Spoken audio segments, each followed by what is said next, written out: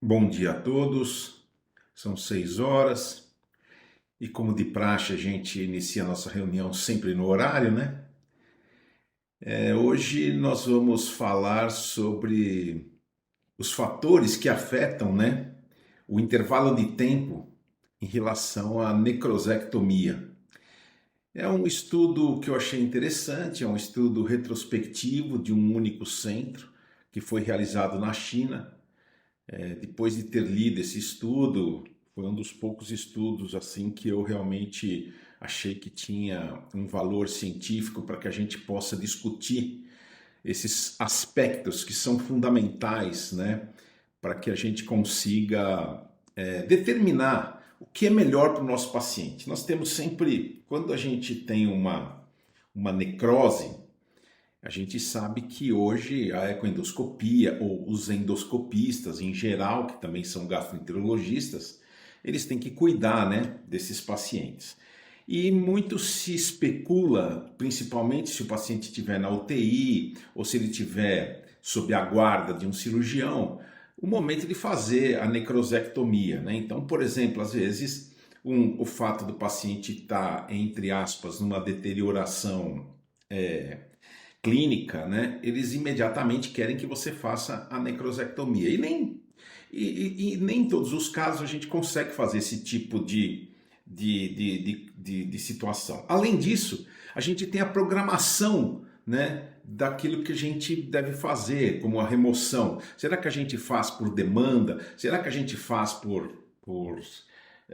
programação? Ou seja, realmente naquele dia a gente faz isso? Então, esse é um trabalho interessante que vai nos responder ou vai nos dar um norte, uma luz nesse tipo de situação.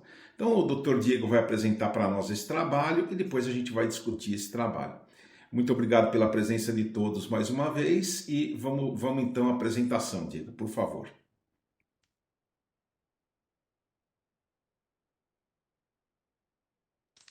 Bom dia a todos.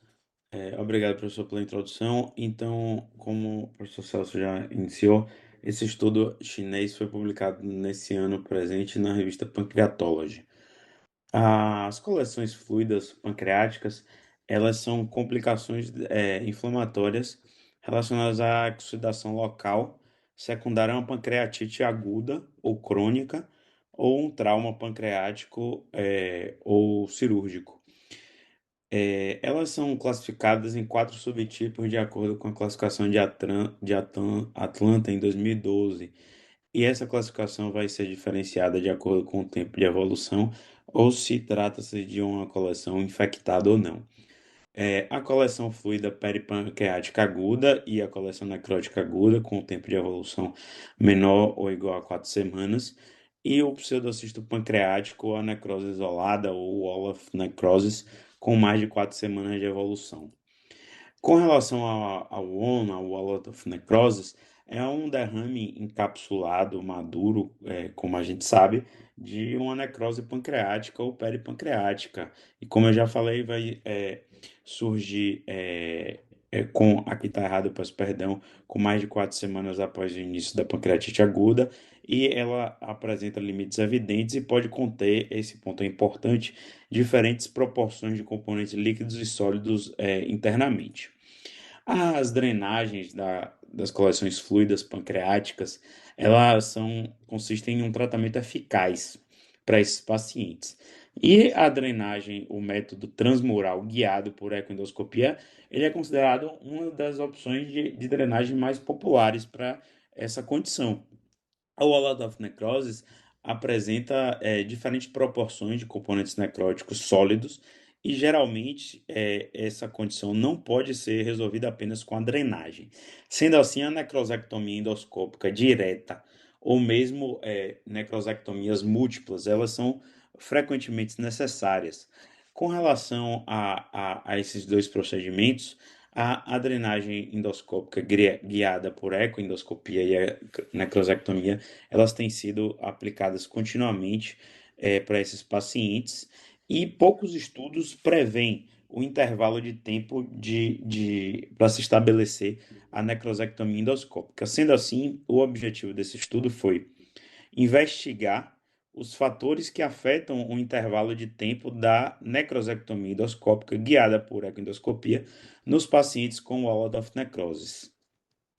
Com relação à metodologia do estudo, então foram analisados de forma retrospectiva os pacientes que receberam necrosectomia guiada por ecoendoscopia no primeiro hospital afiliado da Universidade de Chongqing no período de 5 anos, de 2018 a 2022. Essa é uma cidade do oeste da China continental. Todos os pacientes foram inscritos no estudo, eles foram diagnosticados com ON e classificados de acordo com a classificação de Atlanta revisada de 2012.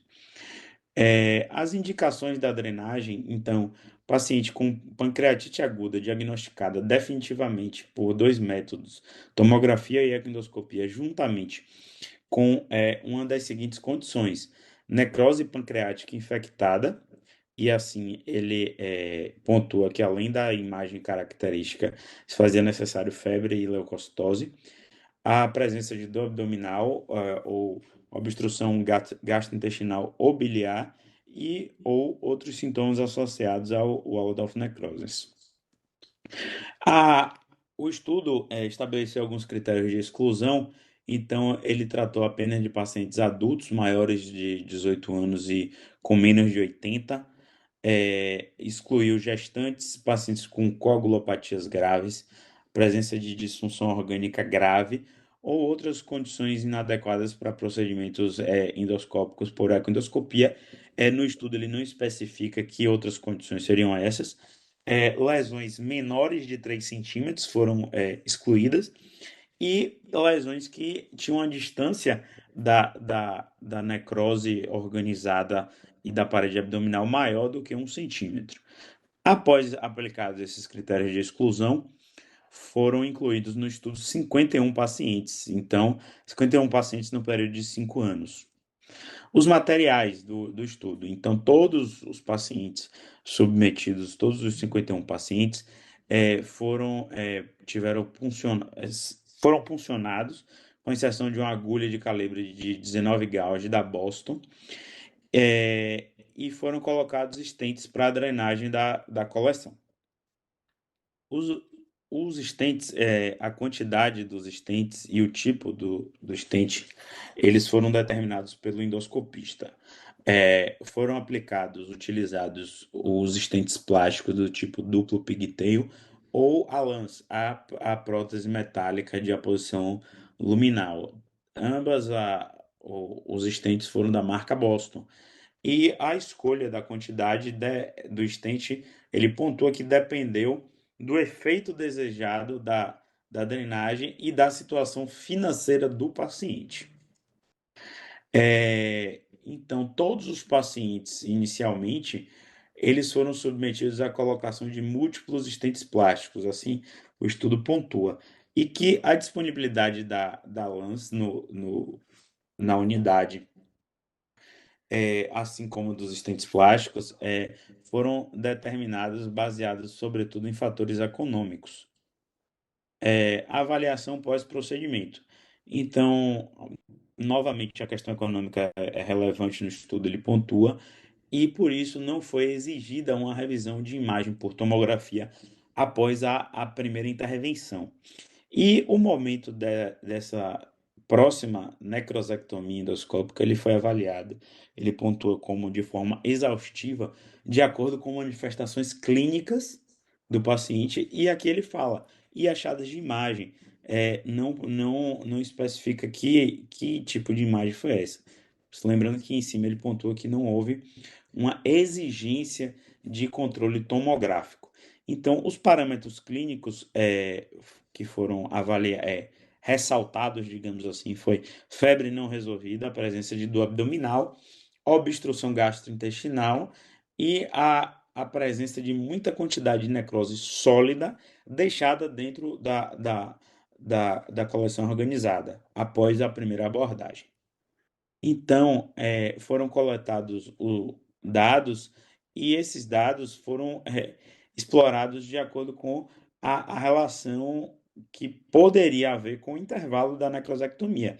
Dados esses que foram idade, sexo, a etiologia parâmetros sanguíneos bioquímicos, que foram a contagem de leucócitos, assim como o percentual de neutrófilos e o nível de proteína C reativa, a temperatura corporal 3 dias antes e após o desbridamento, a gravidade na tomografia, eu vou especificar isso mais à frente, a localização da coleção, o tamanho e a proporção de necrose com componente sólido, o tipo e o número dos estentes e se houve necrosectomia imediata ou não. Ou seja, se no primeiro procedimento foi feita apenas a drenagem da coleção ou se foi feita a drenagem e a necrosectomia. Então, como eu falei, a avaliação da gravidade da pancreatite. Foi utilizado um índice de gravidade por tomografia computadorizada modificado. Isso aqui foi bem executado uma vez que dois radiologistas experientes avaliaram essas imagens de forma independente e nenhum dos dois conhecia as informações essenciais, assim como o tratamento que os pacientes receberam. A avaliação ela foi pontuada em três aspectos, que foram a presença de coleção líquida, o conteúdo sólido da necrose pancreática e a presença ou não de complicações extrapancreáticas.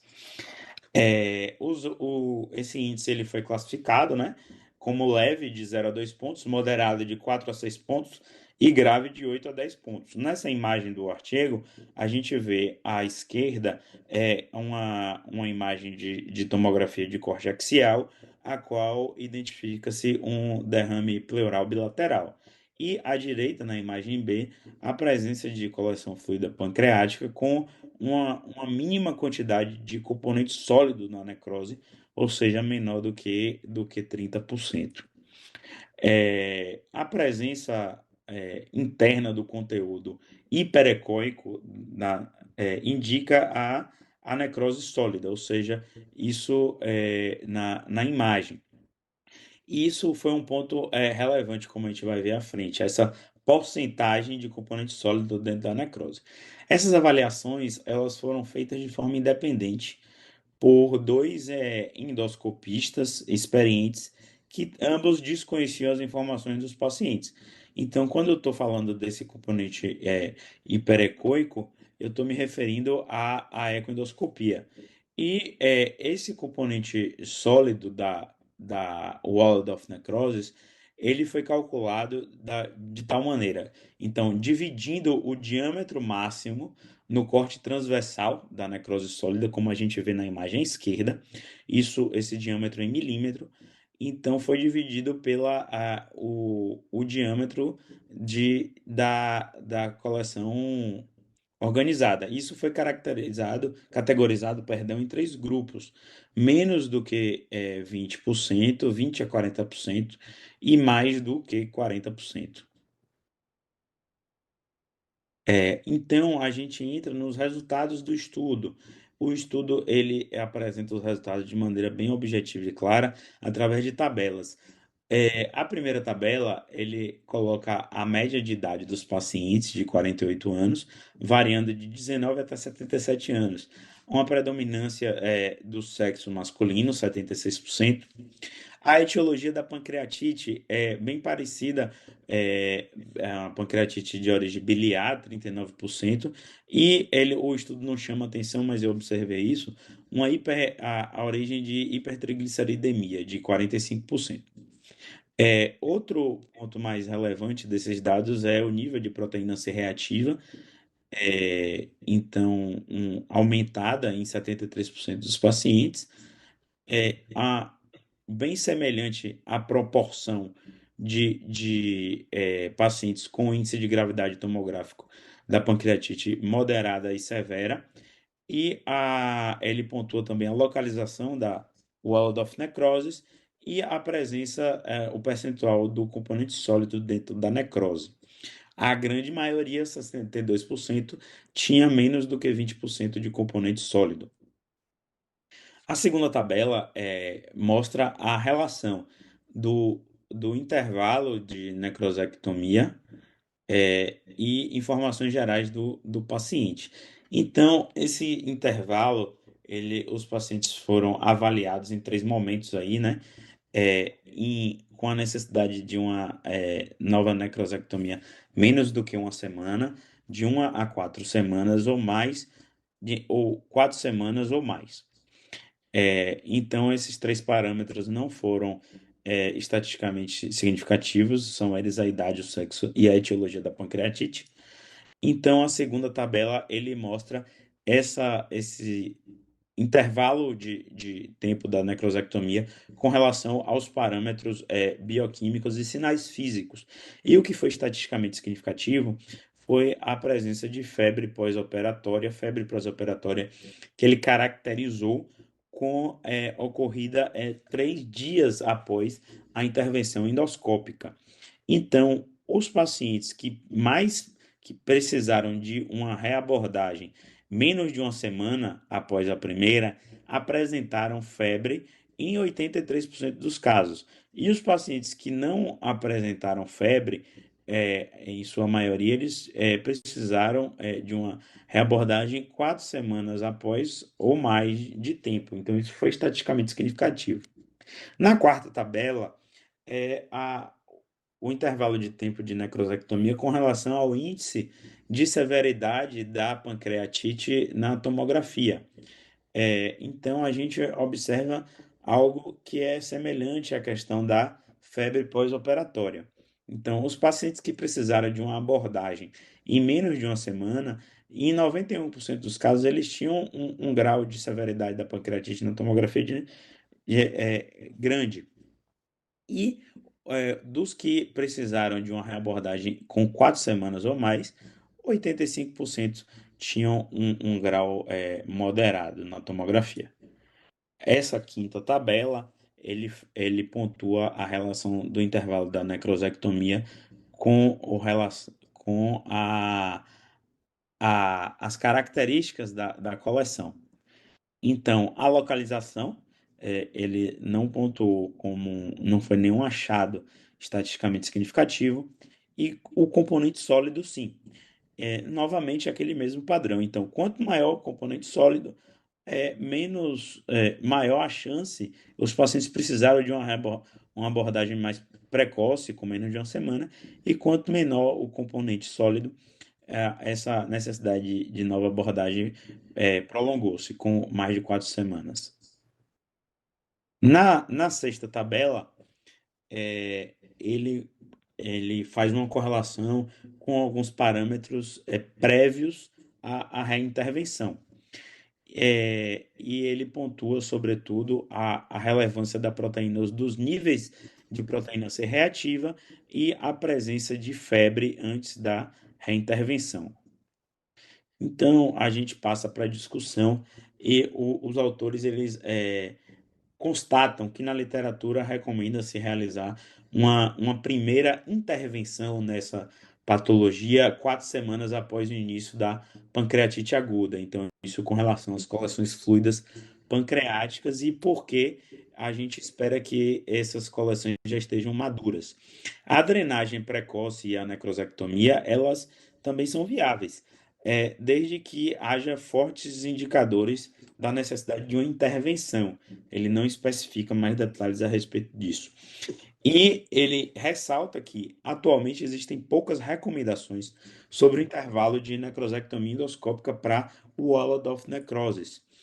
E ele pontua que a alta acurácia do, do índice de severidade tomográfico modificado na avaliação da gravidade e prognóstico clínico. Então, os pacientes considerados graves são fortemente recomendados para uma segunda necrosectomia endoscópica dentro de uma semana. Esses dados foram bem expostos nos resultados do estudo. E a maioria dos pacientes considerados como um grau de severidade moderado, eles puderam prolongar de forma adequada o intervalo da necrosectomia para mais de uma semana.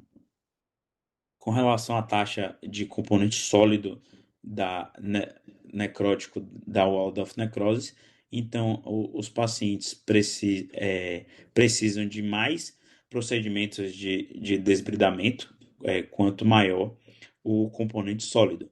E a taxa de sucesso, tanto da drenagem da necrosectomia, ela é relacionada de forma proporcional a esse componente sólido. Então, o diâmetro máximo de componente sólido da coleção é um indicador, é, ele diz até como recomendado, um indicador essencial para prever o intervalo de tempo da necrosectomia. E com relação à necrosectomia em si, o momento de iniciar essa necrosectomia após uma drenagem ele é controverso e é preferível atualmente proceder à necrosectomia após alguns dias, quanto a melhora clínica não é aparente. Isso é chamada do step-up. Então, isso não ficou bem estabelecido pelos autores. Ele fala que é preferível. E nos resultados dele, ele discute que não houve uma associação significativa entre a necrosectomia imediata e a duração da intervenção endoscópica. Ele pontua aqui que eu nem coloquei no slide, pois eu achei um pouco confuso que não explicasse, que isso foi atribuído que o perfil de pacientes dele era um perfil de pacientes graves. Enfim, e com relação aos índices bioquímicos sanguíneos, basicamente, de forma resumida, não foram estatisticamente significativos. Ele pontuou que muitos pacientes receberam antibiótico no perioperatório e que isso pode ter sido uma explicação para tal. E os estudos têm algumas limitações. Primeiro, que ele foi um estudo retrospectivo, assim, se faz necessário ensaios clínicos prospectivos, cegos e controlados por placebo, para poder confirmar os achados. E foi um estudo de centro único que incluiu 51 pacientes, e se faz necessário mais participantes de vários centros. O estudo, ele conclui, então a gente pode concluir com esse estudo, que 5 indicadores afetam o intervalo de tempo da necrosectomia endoscópica guiado por ecoendoscopia nos pacientes com Waldorf necrosis e podem ser promissores na previsão e no gerenciamento desses intervalos. Então, são eles os indicadores: a taxa de necrose sólida, medida por ecoendoscopia, o índice de gravidade na tomografia computadorizada modificado, a presença de febre pós-operatória, ou seja, em até 3 dias após a primeira intervenção, o aumento da proteína C reativa e a febre antes da reintervenção. Obrigado. Muito obrigado, Diego, pela apresentação. Acho que essa apresentação é uma apresentação interessante, porque mostra exatamente, né, aquilo que a gente, na prática clínica diária, tem encontrado, né? Ou seja, a tomografia computadorizada é fundamental para uma avaliação pré-operatória, onde você avalia a quantidade de necrose, e a gente sabe que quanto mais necrose, maior número será de sessões para desbridamento dessa lesão, além de um intervalo cada vez mais curto, né? O nosso grupo em Ribeirão, já há muito tempo, a gente faz, né, o que a gente chama de necrosectomia programada, ou seja, a gente sempre faz a cada 7 dias e a gente consegue bons resultados com isso. Outro ponto fundamental é a febre. É óbvio que se um paciente tiver febre, com certeza você vai diminuir esse espaço, né? Que é por demanda, ou seja, você tem febre, você drenou, você tem febre, a coisa não está muito bem feita, então você tem que mais uma vez entrar lá, desbridar antes que você tenha maiores complicações. As provas inflamatórias são fundamentais. Eu acho que esses 3 fatores são os fatores mais importantes em relação à necrosectomia. Então eu coloco agora em discussão, gostaria de ouvir a opinião de todos, né, de como é que vocês controlam, como é que vocês avaliam, né, e o que é que vocês acharam desse trabalho. Eu acho que, por exemplo, existem algumas coisas nesse trabalho que me deixam um pouco preocupados. E uma delas é que eu acho que os autores não sabiam muito bem explicar alguns fatores, né? E isso me chamou um pouquinho a atenção. Até, Diego, eu queria saber de você o que é que você pensou, né? Porque eu achei esse trabalho, depois que eu observei, que eu li, ele tem alguns pontos que são confusos. Eu queria saber se você detectou alguma coisa dessa forma ou se você não detectou. O que é que você acha em relação a isso?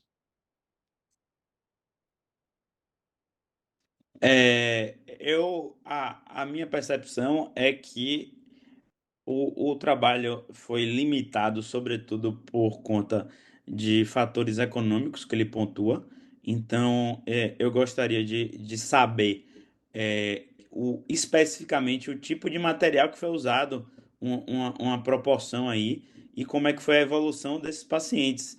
Ele pontua em um momento do estudo que todos foram submetidos no momento inicial com o uso de próteses plásticas, mas depois isso não quantos pacientes usaram LANS, ou como é que foi a evolução disso.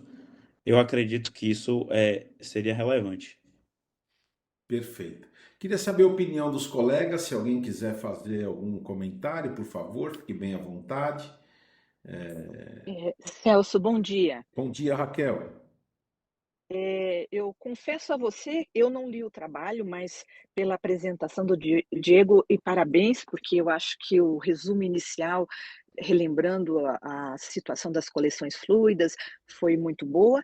E a minha impressão do trabalho foi semelhante à sua. Eu achei muito confuso esse trabalho. Primeiro, pela análise que ele faz de tempo relacionado aos diversos fatores, como se não fosse já previsto, no meu entender, que se o paciente tivesse elevação de PCR, febre, tivesse os diversos fatores que levaram a uma drenagem recorrente mais precoce, já não fosse preconcebido antes. Então, realmente é muito confuso. Esta análise dele de relação tempo com os diversos fatores, não traz uma conclusão, porque eu acho que já era preconcebido isso. E se ele levantasse os diversos desfechos com a demora ou atraso da drenagem, que eu não vi isso na apresentação, isso sim poderia trazer para nós alguma definição diferente, porque o que a gente vê no dia a dia é como é feito por você, Celso. Já se programa, de acordo com o tamanho da necrose, uma nova necrosectomia e assim por diante. E é fundamental o controle por imagem. Então, sem saber quantos foram controlados por imagem. E outra coisa, que eu não vi ele separar grupos que usavam as próteses plásticas, se era uma, se era duas, ou se era prótese metálica, que também vai interferir bastante. E fico imaginando essa história de custo nesse país, China. É muito estranho para mim que o indivíduo tenha que arcar com o valor do tratamento e como que não é informado que se ele coloca uma prótese plástica, provavelmente vai ter um custo maior. Então, realmente, para mim, dados muito confusos.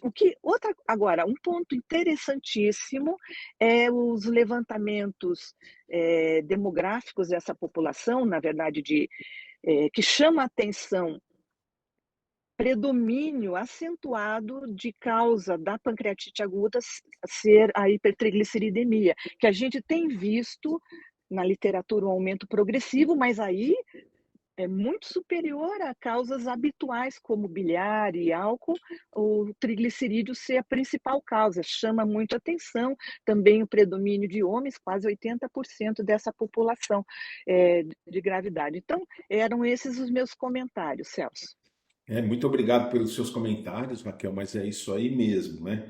Chama realmente bastante atenção alguns dados, principalmente dados epidemiológicos a respeito da ocorrência, né, da, da, da necrose, né? Ou seja, da pancreatite aguda necrosante em relação a esse tipo de doença. Eu acho que você pontuou muito bem e eu acho que, por exemplo, É necrose, isso mesmo. é, É claro, esses pacientes com hipertrigliceridemia, a gente sabe que eles estão num processo inflamatório crônico. né, que é um fator que deve favorecer, mas a gente sempre vê o álcool como um fator de gravidade, então interessante, eh esse dado. Realmente. Alguém tem mais algum comentário? Marcos Clarencio, Jorge, vocês querem fazer algum comentário? O Jorge já abriu a câmera. Bom dia, Jorge. Jorge foi Bom mais dia a rápido no todos. gatilho que o Marcos Clarencio. É mais rápido no gatilho, né? Então, eu acho assim, primeiro, o que é esse estudo, né? Esse estudo é um estudo de vida real, onde o cara examina a série dele e procura descrever quais são os fatores que indicaram o procedimento, o tempo de decisão, né? Sobretudo os fatores que levaram a uma escolha precoce, né? Então, nesse sentido, o estudo tem algum valor, né, como um estudo, digamos assim, um estudo de avaliação, de prospecção, para depois se fazer um estudo prospectivo de fato, né? Eu acho que a Raquel já pontuou as questões principais. Penso que o predomínio aí de hipertrigliceridemia tem a ver com a gravidade. A gente tem percebido mesmo que esses pacientes com hipertrigliceridemia, eles têm uma evolução muito desfavorável. São pacientes que fazem essas coleções complexas com mais frequência, ao meu ver, né, pela minha experiência, nada sistematizada, do que os pacientes com pancreatite de outra etiologia. A gente tem estudado muito hipertrigliceridemia, até por conta dos marcadores genéticos dessa condição, e a gente vê que o percentual de pacientes com formas moderadas e graves nessa etiologia é efetivamente maior do que o que a gente esperava nas outras etiologias. Me parece, então, que o problema do estudo é que ele não estabelece uma relação de causa e efeito. Na verdade, a temporalidade do estudo é o oposto do que ele se propõe. Ele se propõe a ver quem drenou precocemente, tardiamente, e olhar os fatores que determinaram. Mas, na verdade, os fatores causais, né, é que determinaram esse tempo de drenagem, a decisão do tempo de drenagem. Então, se ele encontrou um paciente infectado, paciente com uma área de necrose intensa, houve uma opção do serviço dele de fazer essa drenagem precocemente. O que nos restaria saber é se essa drenagem precoce, primeiro, se ela foi eficiente em resolver o problema do paciente. Então, ele não traz nenhum dado com relação a isso. Ele apenas diz que esses fatores levaram o serviço dele a tomar uma decisão de intervenção precoce. Mas sequer nos diz se a intervenção resolveu, né, do ponto de vista de imagem, pelo menos, né, a condição do paciente. E já que ele não quis usar a imagem, e eu entendo que pode ser que alguns procedimentos, né, sejam caros para se fazer, por que ele não usou os parâmetros clínicos? Porque nos interessaria saber, drenou precocemente, resolveu, não resolveu, houve melhora, não houve do paciente?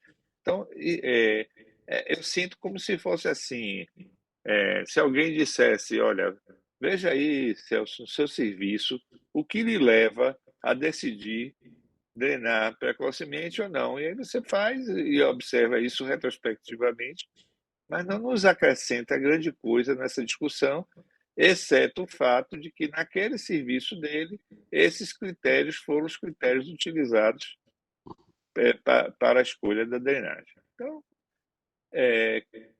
tem essa característica de um trabalho de vida real, né, que pode nos indicar a possibilidade de fazer trabalho depois. Agora, minha dúvida é por que esse trabalho é publicado na revista como Pancreatology. Isso aí é completamente estranho. É como se alguém chegasse lá para o cara, para o serviço dele, e dizer, seu serviço é bom, é chinês, é outra experiência, a gente quer ouvir a sua experiência, sistematize e apresente na minha revista. Me dá muito mais a impressão de um trabalho encomendado pela editoria da revista, né? Precisamos conhecer a experiência chinesa. Então, faça aí analise seus casos e apresente aqui, do que propriamente um trabalho com critérios científicos para estar na revista, né, tida como uma das revistas top de pâncreas do mundo, né? Esses seriam meus comentários aí. Jorge, muito obrigado pelos comentários. É exatamente isso. Quando eu vi esse trabalho, eu pensei exatamente isso. E olha, às vezes eu sou até considerado um tanto quanto, entre aspas, preconceituoso com os trabalhos chineses, mas você vê que esse trabalho chinês ele levou em consideração algumas coisas que não batem muito bem com o espírito científico, né, da situação, né? Como, por exemplo, a parte econômica, né? Eles citam várias vezes no trabalho a situação econômica, né, e que a Raquel já até pontuou, e no fundo, eles não analisam isso, né? Se, por exemplo, essa situação econômica prejudicou ou não o tratamento de alguns pacientes. E outra coisa que eu senti falta também foi em relação aos resultados, né? Ou seja, qual foi a taxa, né, da intention to treat, né, desses pacientes. Isso aí me deixou um pouquinho incomodado também em relação a isso. E outro ponto mesmo é aquilo que você falou, né? Como se aceita, né, no pancreatólogo um trabalho como esse. Mas eu acho que essas reuniões são muito boas, né? Porque a gente começa a avaliar a qualidade dos trabalhos que a gente tem, né? E que são apresentados, né, para a comunidade científica. Eu acho que esse é um ponto fundamental, né, que a gente tem. Marcos, você levantou a mão, por favor, fique à vontade. Pode falar aí os comentários a Ah, respeito do trabalho. bom dia a todos. Além desses pontos comentados por vocês, da qualidade do trabalho, especialmente pelo N pequeno, retrospectivo, a não normatização da técnica de drenagem, né? As diferenças de materiais na drenagem, né? Mas uma coisa que me chamou a atenção de positividade do trabalho é que ainda o quadro clínico do paciente ele é muito determinante para a ação do médico endoscopista, né? Então, o quadro de infecção, o quadro de febre, de leucocitose, ele continua sendo determinante, e isso é importante, especialmente para os residentes que estão começando agora a lidar com esse tipo de afecção. E uma coisa assim positiva que a gente pode começar a avaliar isso é como ele dividiu a necrose, né? Ele fez uma divisão através da ecoendoscopia, né? Será que isso realmente ajuda a gente no dia a dia?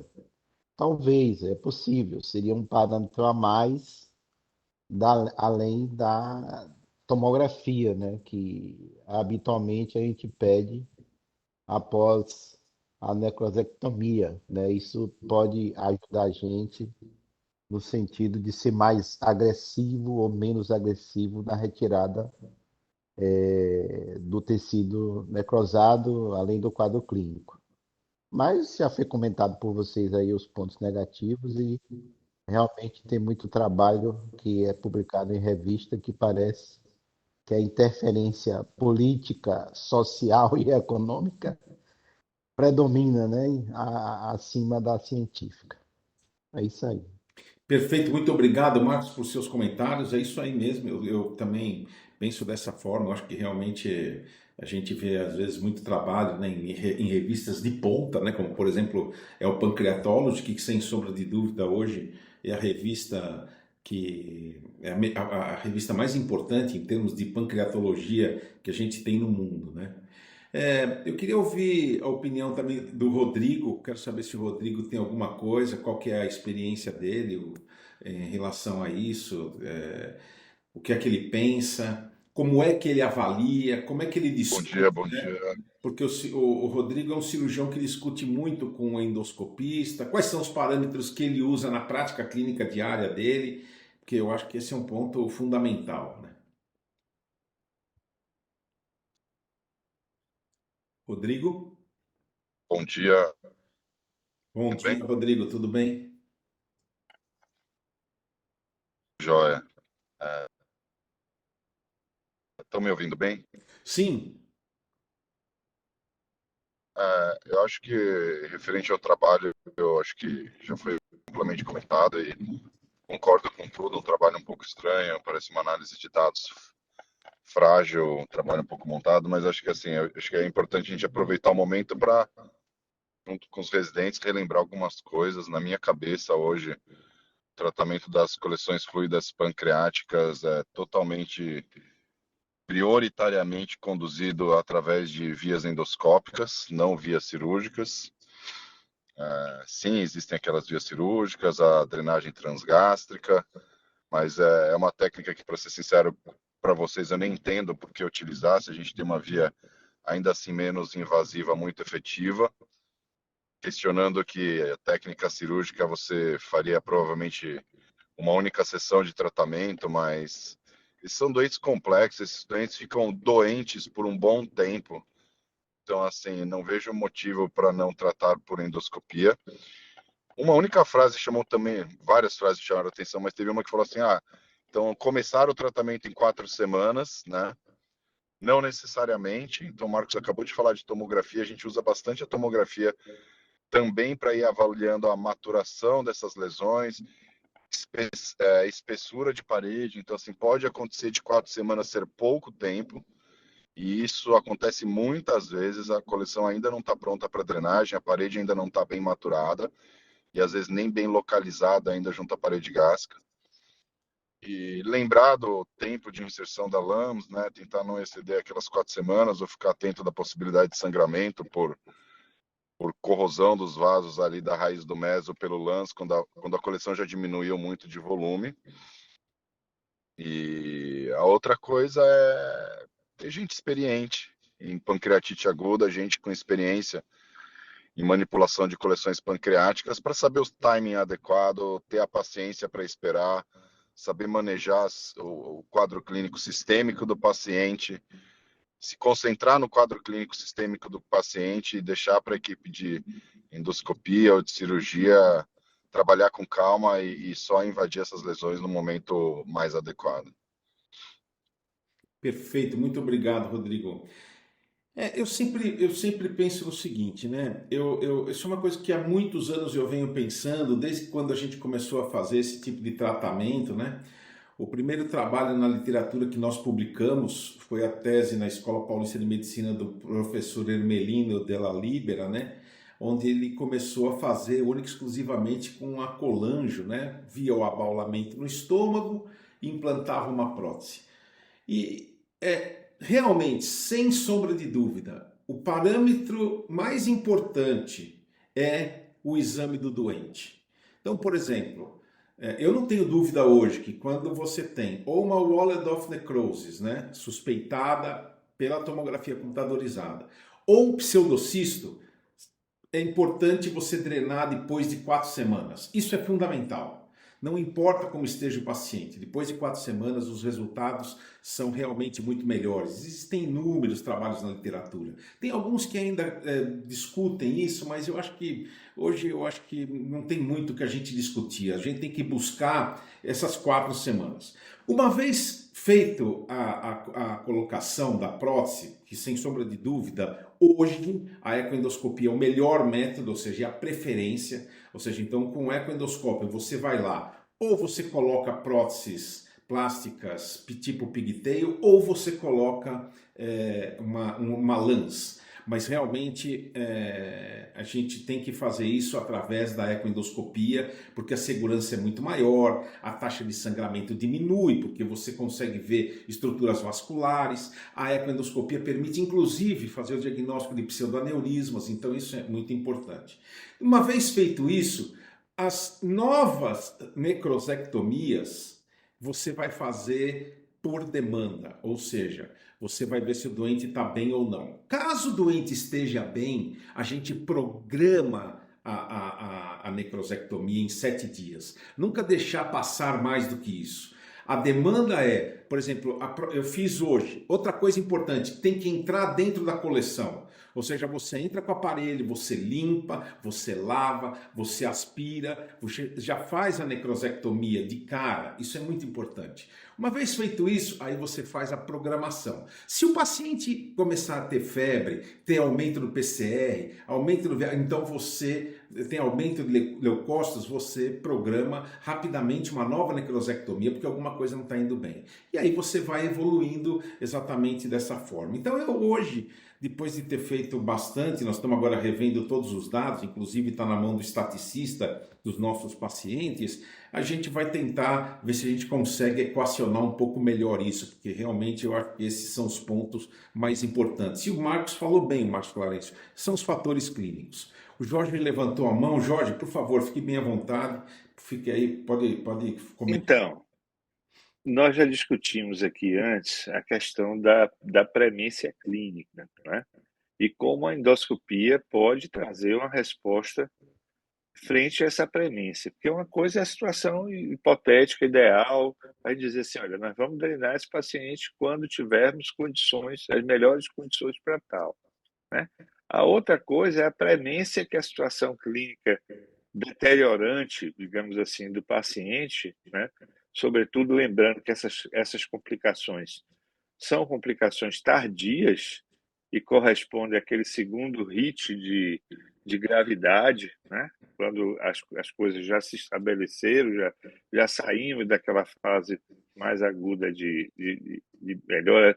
Então, a dúvida, e aí o desafio que eu coloco para vocês como endoscopistas, é participarem dessa decisão, né? A gente não pode, como um realizador de uma técnica, dizer, olha, eu não vou fazer isso. Eu vou aguardar as condições perfeitas, ideais, etc.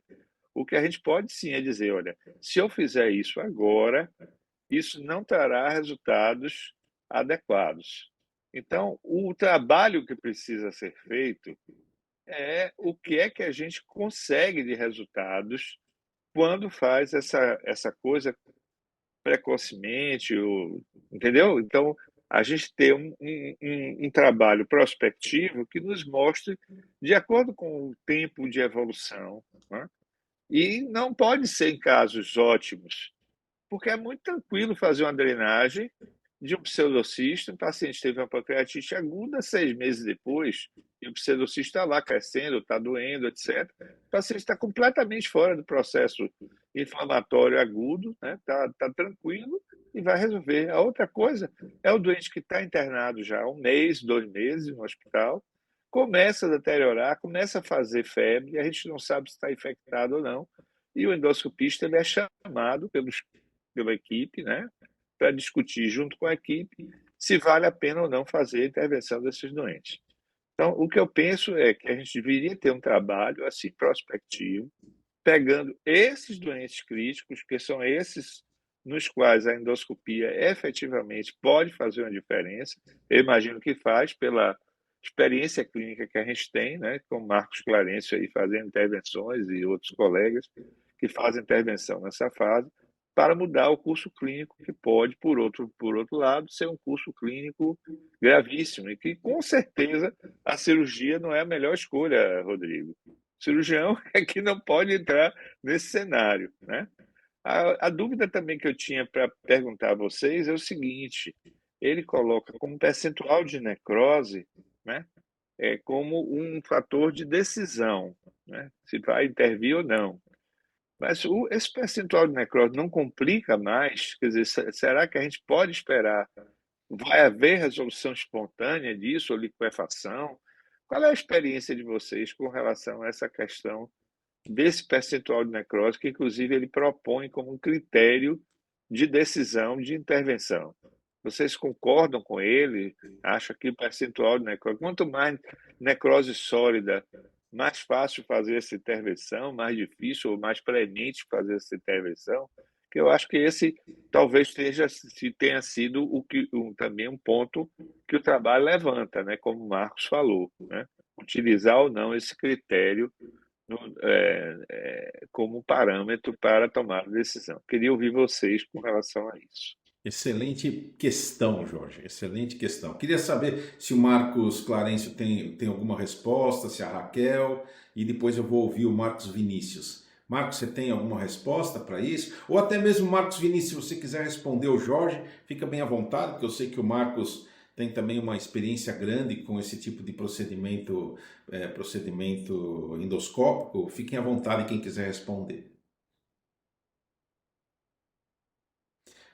Bom, se ninguém quer te responder, eu mesmo vou responder. Marcos, pode falar, Marcos Clarencio. Bem, Jorge, Ah, a gente imagina, desculpa. Vinícius, quer começar? Fique tranquilo aí, pode começar, Vinícius. É só uma pergunta para o Celso. Celso, você sempre faz uma reintervenção ou tem aqueles casos que você coloca a LANS, entendeu? Acompanha o paciente e vê que ele melhorou muito bem e eu tenho como conduta não mexer nesses pacientes de novo. Vou te contar um exemplo. Eu peguei uma menina jovem, ela tinha uma necrose grande, estava em estado geral ruim e tinha cálculo no colédoco também. Eu coloquei a LANS, mas ela não tinha clínica exuberante para coletolitíase. Eu coloquei a LANS e 3 semanas depois voltei para fazer a papilotomia e revisar a necrose. Estava completamente resolvida. Eu não conseguia entrar com o gastroscópio, porque estava resolvida, sem mexer com nada. Eu queria saber se você sempre faz a necrosectomia, faz a segunda reintervenção, ou você espera uma digestão natural dessa necrose em alguns casos. Obrigado pela pergunta, Márcio. Eu vou responder as duas, depois eu quero ouvir o Marcos e depois eu vou responder a questão do Jorge Guedes e a sua. Marcos.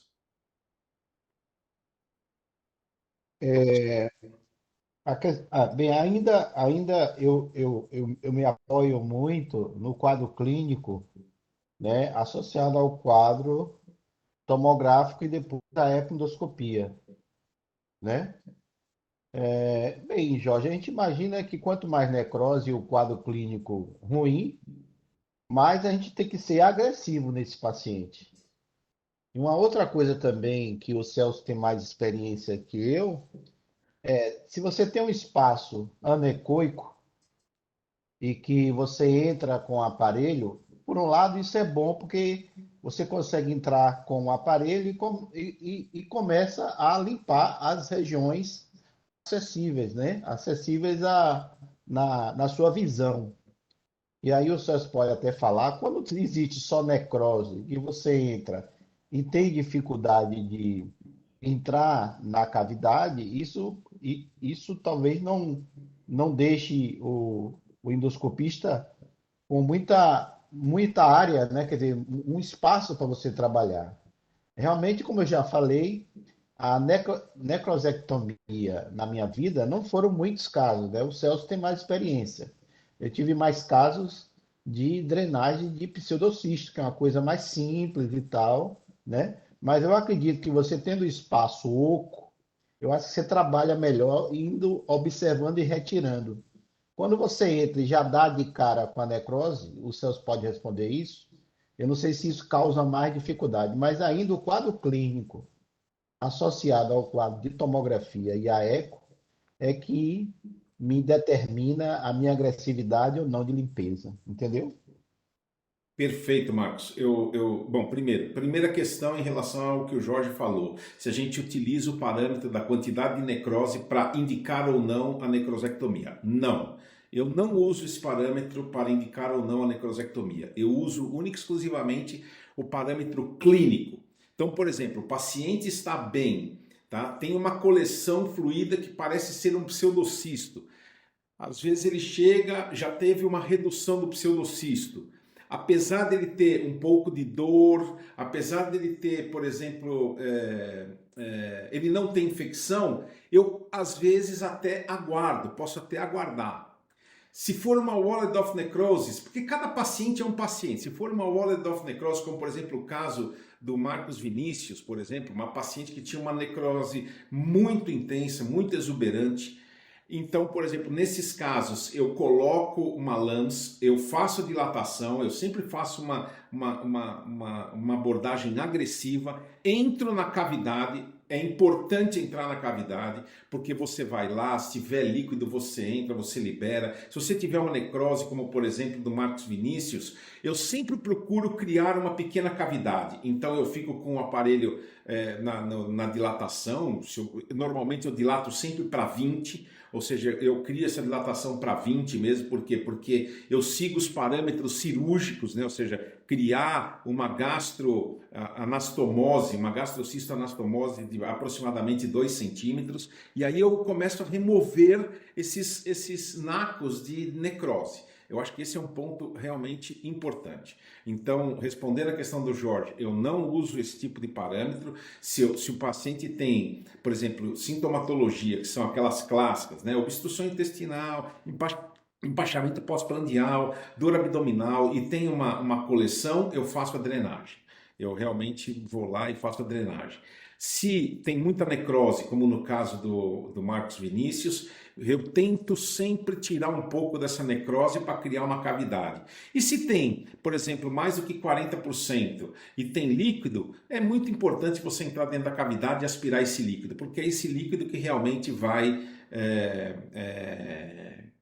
causar, por exemplo, um processo infeccioso pós-drenagem, que é muito frequente quando você não faz esse tipo de procedimento. Então, essa é a minha abordagem hoje desses pacientes, né? Espero ter respondido sua pergunta, Marcos, e também do Jorge. Perfeito. Alguém tem mais algum comentário, por favor, para fazer em relação a esse trabalho? Raquel, Marcos Clarencio, Marcos Vinícius, Jorge, Rodrigo. O próprio Otávio está aí também. Otávio, quero saber o que é que você pensa.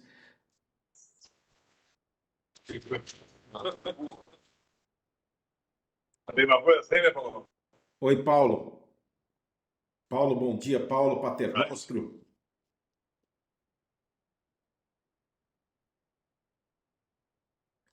Perfeito. Bom, se ninguém tem mais absolutamente nada, então vamos passar para o próximo caso. Eu acho que é um caso interessante que a gente quer mostrar para vocês. É um caso bem curto, né? E o Marcelo vai apresentar o caso para a gente. Marcelo, fique bem à vontade para apresentar o caso. Bom dia, professor. Bom dia a todos. Vou apresentar o caso clínico dessa semana.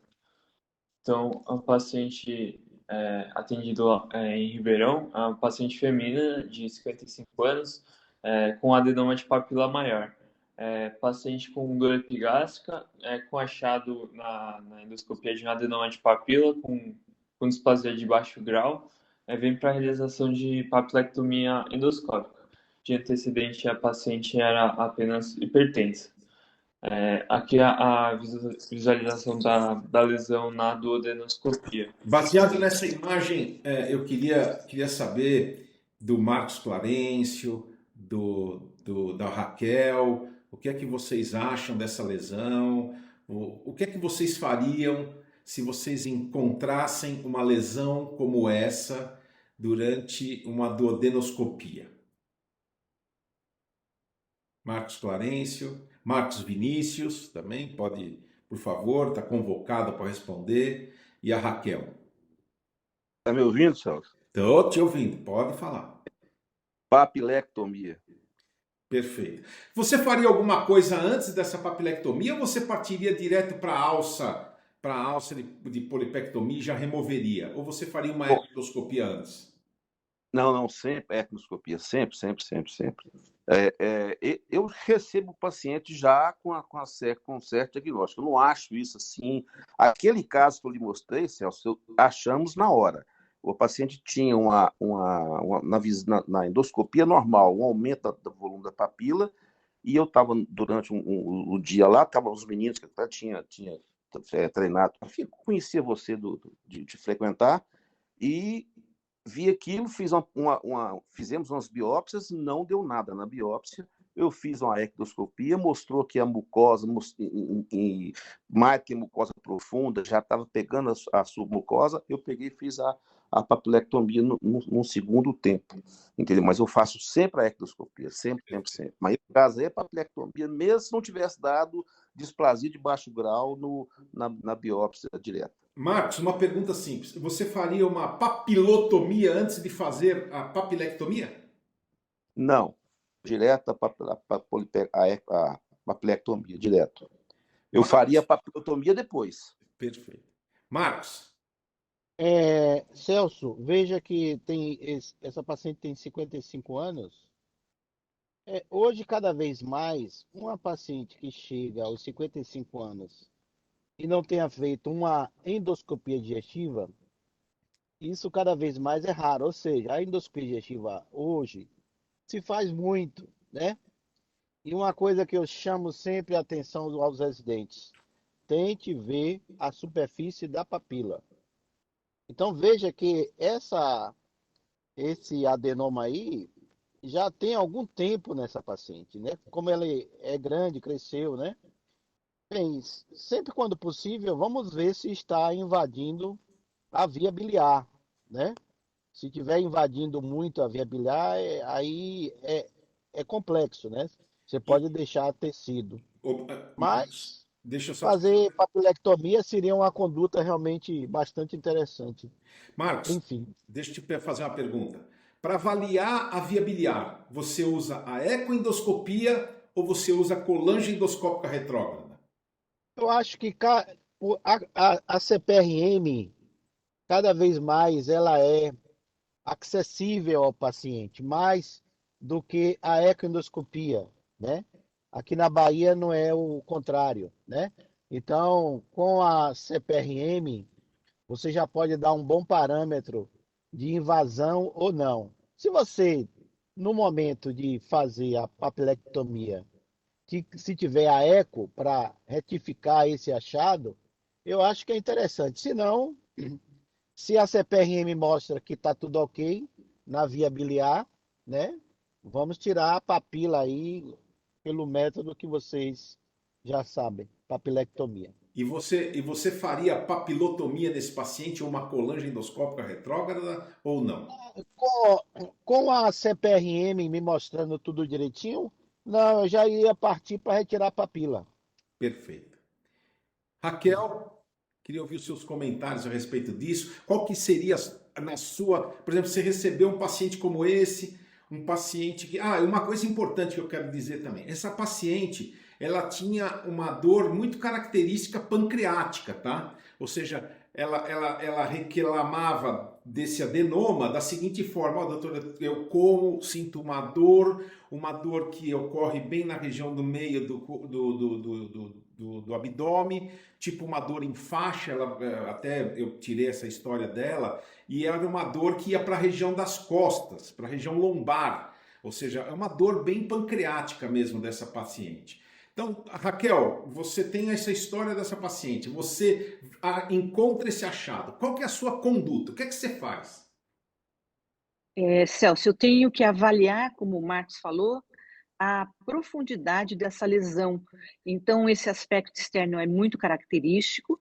Há uma indicação de ampulectomia se nós não tivermos uma invasão importante, tanto do ducto pancreático como biliar. Então, a complementação ou ecoendoscópica ou com colangiorressonância, se ele já tiver uma colangiorressonância dizendo que não tem invasão, eu já parto para a ampulectomia. Eu não faço a papilotomia, porque, em geral, atrapalha um pouco e a ampulectomia já vai drenar esses dois canais. Como você citou que ela vem tendo dor pancreática, é bem provável que tenha um certo grau de dilatação do canal pancreático por obstrução.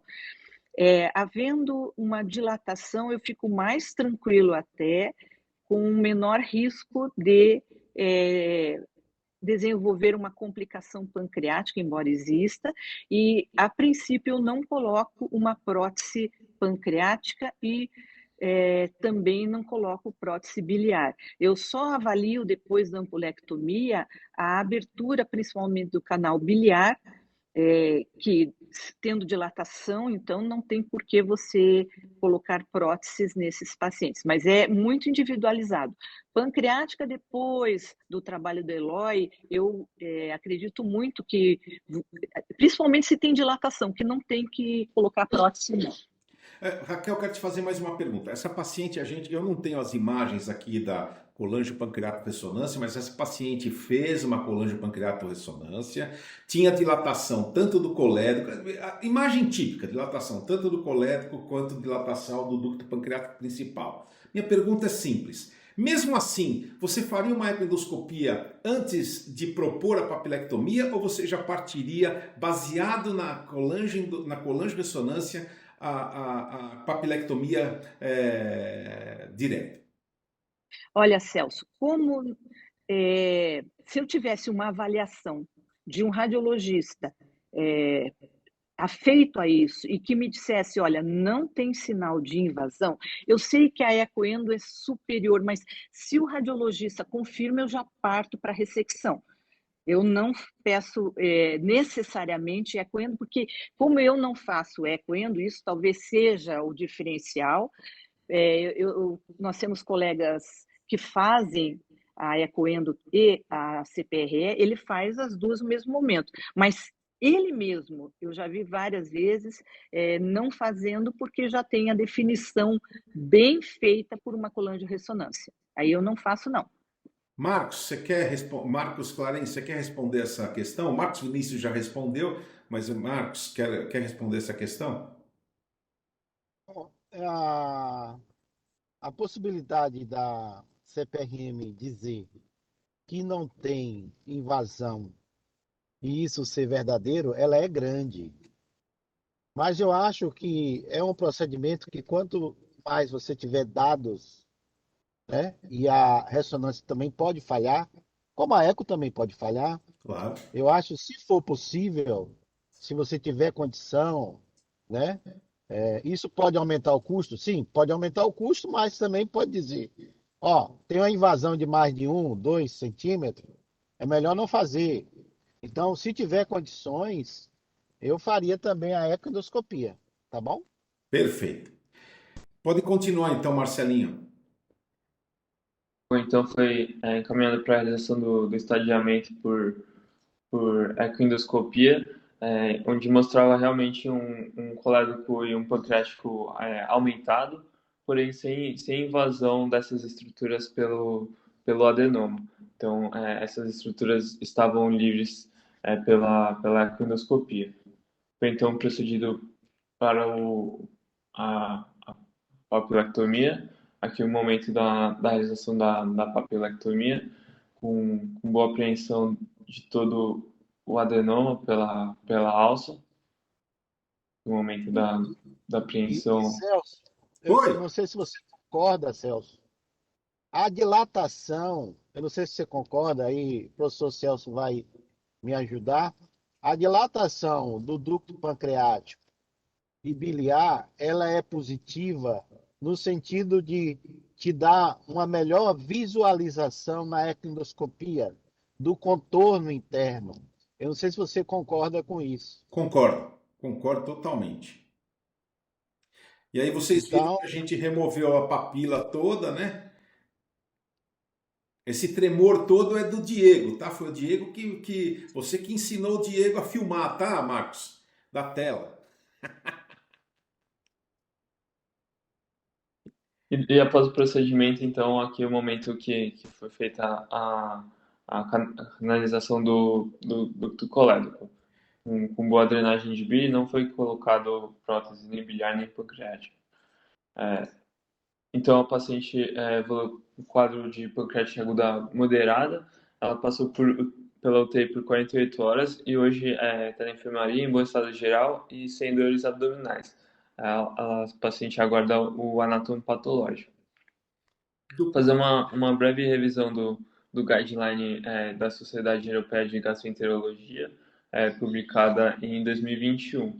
Então, os tumores de papila representam de 0,6 a 0,8% dos tumores do trato gastrointestinal. A maioria são assintomáticos, né, achados de endoscopia, e os pacientes que apresentam sintomáticos, dos sintomas mais prevalentes são icterícia, dor epigástrica e pancreatite. São os sintomas mais comuns.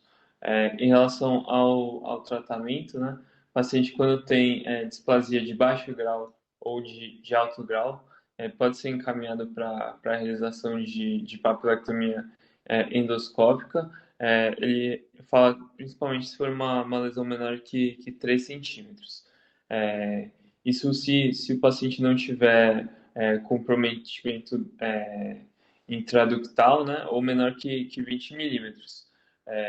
Se o paciente tiver um comprometimento menor que 20 milímetros, esse paciente pode ser encaminhado para a realização de uma técnica complementar, como a ablação por radiofrequência.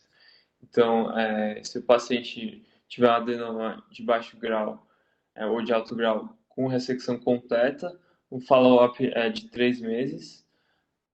Se tiver um R positivo, né, margens comprometidas, o paciente vai para técnicas complementares de ressecção.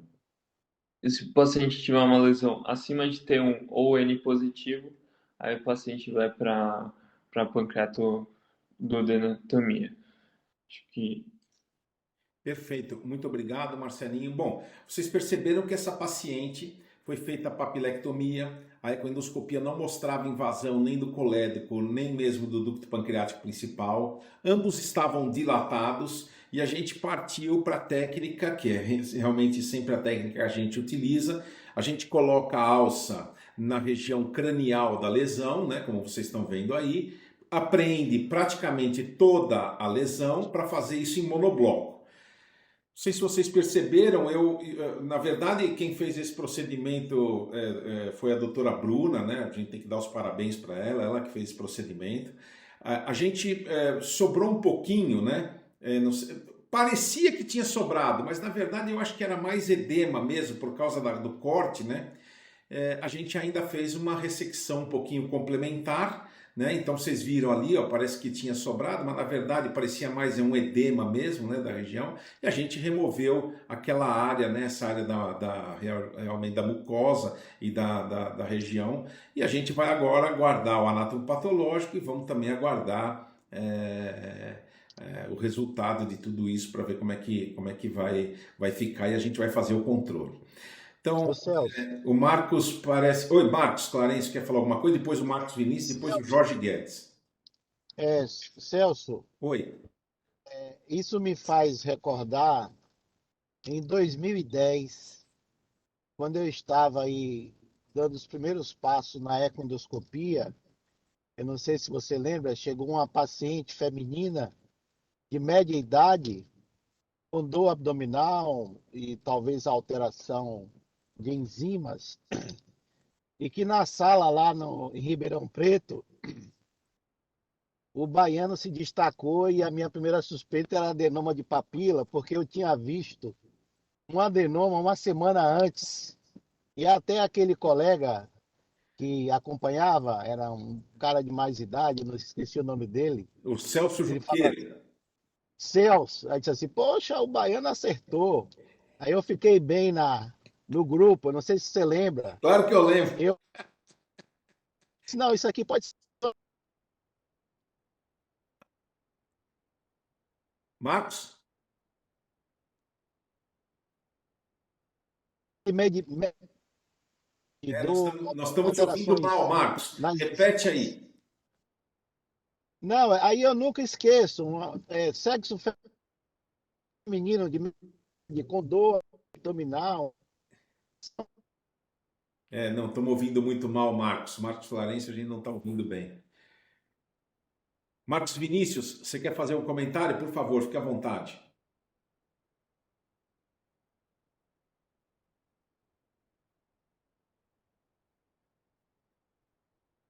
Marcos?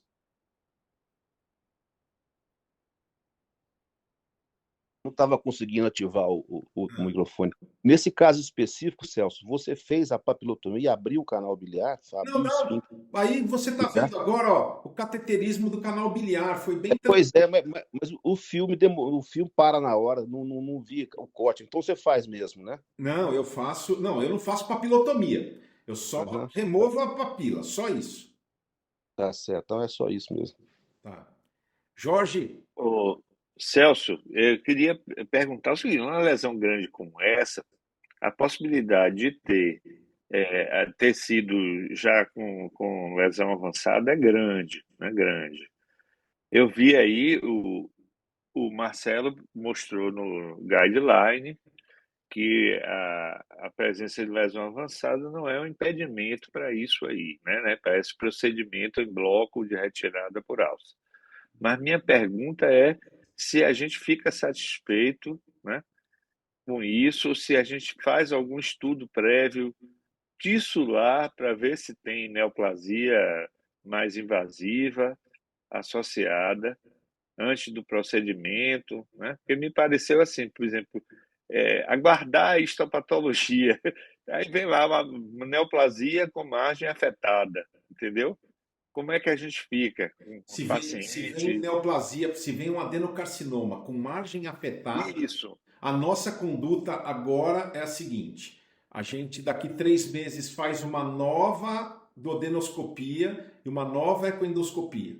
Faz biópsias da região. Se a ecoendoscopia suspeitar de tumor, pancreatoduodenectomia. Se a A minha ecoendoscopia vir pergunta é se a gente absoluta... poderia. Oi? A minha pergunta é se a gente poderia prever isso aí, por exemplo, fazendo biópsia ecoguiada, ou se essa biópsia é de risco de pancreatite. O que é que você acha? É muito difícil. Você tem que. Na verdade, o que a gente encara hoje, Jorge? Eu tenho uma lesão como aquela. Eu faço a papilectomia. Se as margens vierem livres, eu estou tranquilo, mesmo que seja um adenocarcinoma. Entretanto, se as margens vierem comprometidas, a gente programa daqui 3 meses uma nova ecoendoscopia e uma nova duodenoscopia, faz biópsias da região. É óbvio que se no aspecto macroscópico a gente já tiver tumor, duodenopancreatectomia, não tem jeito. Eu acho que aí não tem mais o que fazer, né? Agora, se tiver sem absolutamente nada, a gente tem continuado. Porque veja bem, ó, nós já tivemos casos de adenocarcinoma, Jorge, que a gente fez a ressecção da papila, a margem veio livre, mas veio adenocarcinoma. No começo da nossa experiência, a gente entregava o paciente à cirurgia. E a cirurgia fazia duodenopancreatectomia. Mas nós tivemos vários casos, inclusive casos com óbito da duodenopancreatectomia, que a peça não tinha absolutamente nada. Já tivemos inclusive casos que a peça não tinha nada, mas na avaliação ganglionar havia nódulo linfático comprometido. Então realmente a gente usa hoje a papilectomia de 2 formas. Primeiro, ela pode ser curativa desde que a margem esteja totalmente livre. E segundo, se a margem não estiver livre, você tem uma macrobiópsia que faz o diagnóstico de adenocarcinoma, que às vezes não consegue ser realizado pela endoscopia e pela duodenoscopia. Então, por isso que a gente se sente bem à vontade de fazer esse tipo de procedimento, principalmente nas lesões grandes. Não sei se você me entendeu bem, não sei se eu me deixei claro exatamente a nossa posição hoje. Perfeito, entendi, sim. Doutor Jorge. Oi, Bruna. Oi, Celso. Bruna. Apesar, assim, eu sei que é subótimo, mas essa paciente, ela tinha biópsia endoscópica antes. De adenoma, né? De adenoma, isso. Exatamente. Celso, eu reforçaria essa mensagem que você colocou, que a ampulectomia ela servirá como uma macrobiópsia. Realmente, a biópsia somente da papila, ela traz muitas falhas, como a Bruna está colocando, demonstra um adenoma. Muitas vezes nós temos em uma área focal já um adenocarcinoma, o aspecto nem sempre define isso, e então, se há ao menos uma segurança por imagem de que não há invasão dos ductos e você opta pela ampulectomia, ela vai ser, no mínimo, uma macrobiópsia que vai orientar a continuidade do tratamento ou não. E, no máximo, ela é curativa. Então, quer dizer, ou se a gente tiver uma boa sorte aí também, o paciente é curativo. Então, há uma boa indicação e traz segurança quando bem indicada. Perfeito. Perfeito, Raquel, exatamente esse é o pensamento. Marcos Vinícius, quer fazer algum comentário?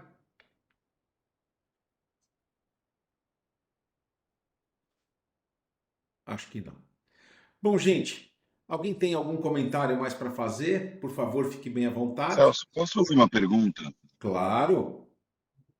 No acompanhamento a longo prazo desses pacientes, com que frequência vocês veem algum comprometimento funcional da confluência biliopancreática, assim, uma estenose e necessidade de reabordagem por ter fechado o ducto biliar ou ter fechado o ducto pancreático por uma estenose cicatricial? Excelente pergunta, Rodrigo. Ó, eu vou te dizer uma coisa. E o Otávio tá aí, ele não vai deixar eu mentir, e se eu falar alguma coisa errada, por favor, o Otávio tem toda a tranquilidade do mundo para poder dizer se está certo ou não. Até hoje, no acompanhamento desses pacientes, nós, mesmo com lesões pequenas, nós não tivemos estenose da região da papila. Entretanto, o Eloy teve um caso onde ele colocou uma prótese plástica no ducto pancreático principal, como é indicado, e o Eloy teve um quadro de estenose do ducto pancreático principal, e essa paciente, depois da papilectomia, que foi curativa, essa paciente começou a ter quadro de pancreatite aguda. O Otávio está aí e ele acompanha, porque é uma paciente lá do AC Camargo, né? Mostrando que realmente a prótese plástica, como já dizia o professor Ligurri, a prótese plástica no interior de um ducto pancreático praticamente normal e que é fino, pode trazer muito mais prejuízos do que benefícios. Então, esse paciente, depois da papilectomia, que volto a repetir, foi curativa, esse paciente começou a apresentar quadro de pancreatite aguda. Então, eu acho que, do ponto de vista de disfunção, eu, honestamente, nós já temos um grande número, né? É óbvio que a gente não acompanhou todos, teve muitos do serviço público, né? Mas aqueles que a gente acompanhou no serviço privado, eu não me lembro de ter visto. Eu não sei se o Otávio, também que tem uma experiência grande em relação a isso, se ele quiser falar alguma coisa, não sei se ele teve ou já viu alguma coisa desse tipo. Otávio, você quer falar alguma coisa?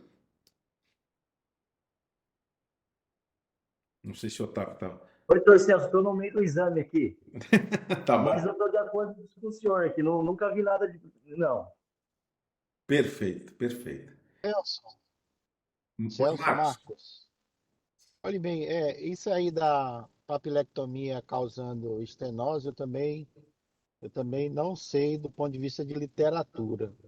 Mas é bom lembrar também, Sujan, que cada 10 papilotomia endoscópica que você faz, 0,1 pode ter estenose. É por isso que a papilotomia deve ser uma papilotomia tecnicamente adequada para cortar o esfíncter. Acredito que com a papilectomia, que você tira a papila toda, eu acho que isso é bem menos frequente, acredito. Rodrigo, mais alguma questão? Não, obrigado, gente. Caso bacana, a técnica é excelente. Obrigado. Perfeito. Gente, alguém tem mais algum comentário para fazer? Alguma pergunta? Raquel, você já viu estenose depois de papilectomia nos casos que você já fez? Não sei se a Raquel está ouvindo a gente.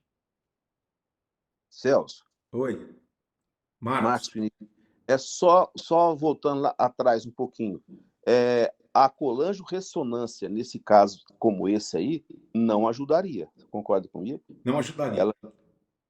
Hã? Não ajudaria. Não ajudaria. Como eu Por acho isso que a que eu tenho. colangio-ressonância, viu, Marcos? Batendo Hã? no seu. Como eu acho que a colangio-pancreato-ressonância, em caso de tumor de papila, ela não ajuda a ver com precisão a invasão do ducto pancreático e também do ducto colérico. O que realmente Exatamente. mostra é a ecoendoscopia, Marcos. Exatamente, exatamente. Por isso que eu acho que a endoscopia é primordial nesses casos. Tem que ser feita. E eu vou te dizer mais, viu, Marcos? Eu só comecei a fazer papilectomia porque eu comecei a fazer ecoendoscopia antes e realmente a ecoendoscopia te dá uma performance muito boa de toda a região da papila, do esfíncter, aquela região periampular, até 2 centímetros do ápice da papila. E isso ajuda muito a gente a dizer exatamente onde você vai pôr a alça, se você vai cortar a parede do colédoco que está protruindo, por exemplo, para o lúmen do adenal. Realmente a ecoendoscopia te dá uma segurança muito grande. E até hoje, Muito. e eu estava até comentando isso com os alunos, até hoje não existe nenhum trabalho que mostra o papel, né, da ecoendoscopia em dar a tranquilidade para o endoscopista fazer um procedimento tão radical quanto esse, né, que vocês estão vendo aí, né, no lugar de uma ampulectomia cirúrgica, como é preconizado, né, e que o Rodrigo pode até falar alguma coisa, né, se vale a pena uma ampulectomia nesses casos, né? Não sei se o Rodrigo participou já de alguma ampulectomia, queria que ele desse o depoimento dele aí.